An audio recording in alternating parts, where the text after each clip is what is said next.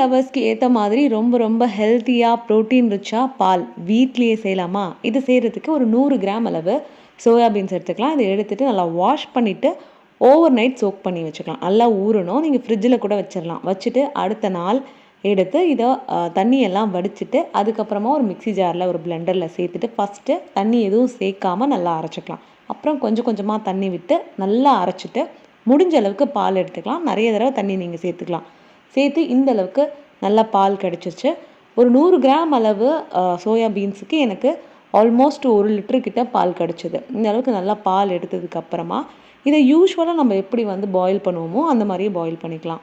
Just ஒரு பாத்திரத்தில் சேர்த்துட்டு நல்லா கொதிக்க விட்டோம்னா நல்லா பொங்கி வரும். டபுள் பாயிலிங் மெத்தட்லலாம் சூடு பண்ண தேவையில்லை. யூஸ்வலாக நம்ம பசும்பால் எப்படி சூடு பண்ணுவோமோ அதே மாதிரி பண்ணிக்கலாம். கிடைச்ச பாலை ஒரு ஸ்ட்ரெயினர் வச்சு திரும்ப ஒரு வாட்டி வடிகட்டி பாத்திரத்தில் சேர்த்துட்டு கரண்டி வச்சு கலந்து கொடுத்துட்டே இருந்திங்கன்னா யூஸ்வலாக பால் எப்படி பொங்கி வருமோ அதே மாதிரியே நம்மளுக்கு கிடைக்கும்.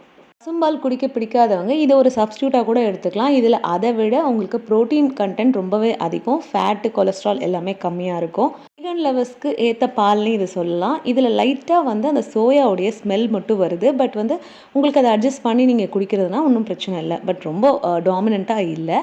கண்டிப்பாக இந்த பாலை நீங்களும் ட்ரை பண்ணி பாருங்கள். அப்படி மறக்காமல் நம்ம சேனலையும் ஃபாலோ பண்ணிக்கோங்க.